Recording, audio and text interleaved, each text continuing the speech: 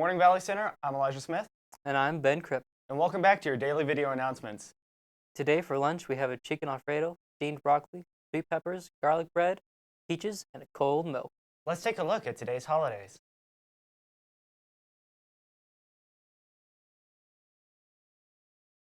Next, let's take a quick glance at your top 5 stories of the day.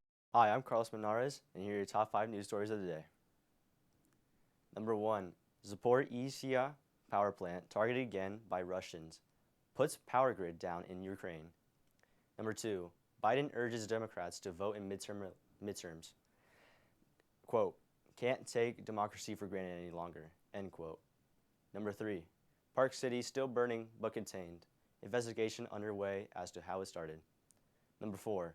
New tourist attraction opens underneath Niagara Falls. Number 5. Look out for registration in December for 2023 Engineer for a Day. Here is our word of the week. This week's word of the week is benevolent, well-meaning and kindly. Next, a Powderpuff announcement.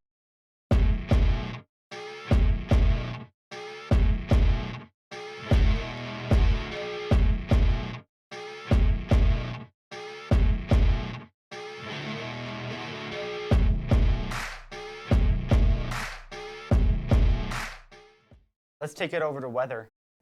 Hi, I'm Kennedy, and today's high is 68 degrees, and tonight's low is 62 degrees. Here's the WSU Tech campus tour. Hi, welcome to WSU Tech, located here in Old Town. This is a shared space with Wichita State University, and we're going to take you on a tour and show you some of the things that we have to offer. Now we're in our healthcare simulation technology training room, and what we're training in here is we're teaching students how to program mannequins and how to build simulation trainings so that healthcare professionals can practice their skills in a safe environment. So students are going to learn how to use these computers and learn how to use some of our programmable mannequins that are in these labs to set up these different training scenarios so we can control respiratory rate, we control heart rates. If we need to create an emergency for a patient that was unexpected, we can create that here from the control room. Some of the other things that HST students or healthcare simulation technology students are going to learn how to do, they're going to learn how to use a 3D printer to create different types of materials and items that are going to be used inside these training facilities. You're going to learn, like I said, how to program these mannequins and how to keep them up and running, so some maintenance and things like that. So now we're here in our surgical technologies program, Surg Tech. Our surgical technology program is a 2-year associate degree program, and this program is going to teach you how to be a surgeon's second set of hands. You're going to be passing instrumentation, passing tools, doing some tool inventory, also doing things like running suction, sutures, a number of different procedures and things that you're going to be responsible for as a surgical technologist. This is one of the fastest ways into an operating room. Like I said, it does take 2 years to get there, and these students are going to be assisting during those surgeries. There are quite a bit of prereqs that go into this program, or requirements, classes that you have to get done in order to get started. So make sure that you're checking in on those requirements with your advisor or your counselor if this is something that you're interested in.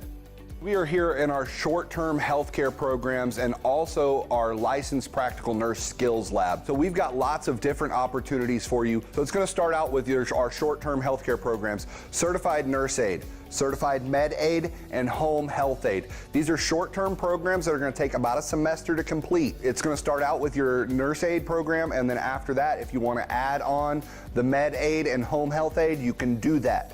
A certified nurse aide, it's going to help folks provide daily basic care in a long-term healthcare facility. So when we think about all the things that we had to do this morning to get up and get ready for work, get dressed, get something for breakfast, brush our teeth, you're going to help patients do those exact same things in a nursing home setting. After the certified nurse aide program, then we're going to teach you about medications and how to pass and administer those medications, and then finally we're going to teach you how to do both of those same roles in a person's home. So that's going to be our home health aide. Our practical nurse program is going to get you ready for entry-level position as a nurse. That entry-level nursing position, you're going to get ready out of this program to take your licensed practical nurse test. And so this program is getting you ready and set up for that licensure so that you can get ready and get out into the industry and start working as a nurse.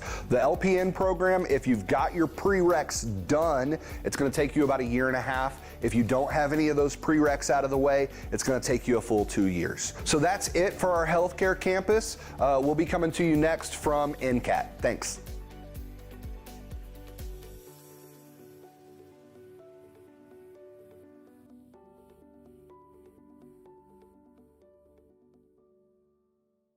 Now for a quick blast of the past, let's wrap it up with this day in history. Stay classy, VC. November 7th, 1917. The Bolshevik Revolution takes place in Russia. Forces led by Vladimir Lenin overthrow the provisional government of Alexander Kerensky.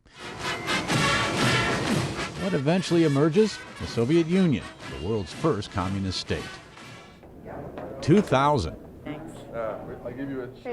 Americans vote in a presidential election whose outcome remains in limbo for more than a month. The race between Republican George W. Bush and Democrat Al Gore hinges on Florida's disputed electoral votes. Bush becomes president after a legal fight that leads all the way to the U.S. Supreme Court. Also that same year, Hillary Clinton becomes the first First Lady to win public office when she's elected to a U.S. Senate seat from New York. This happens 74 years to the day that Jeanette Rankin of Montana becomes the first woman elected to Congress. 1962. Former Vice President Richard Nixon tells reporters after losing the California governor's race, "As I leave you, I want you to know, just think how much you're going to be missing. You don't have Nixon to kick around anymore because, gentlemen, this is my last press conference." But Nixon makes a comeback just 6 years later when he wins the White House. 1940. In Washington state, what's considered one of the most dramatic failures in bridge engineering. The middle section of the Tacoma Narrows Bridge collapses during a windstorm just 4 months after the suspension bridge opens. No lives are lost because the bridge was already closed to traffic at the time of the collapse. 1918. Those 10 commandments stand.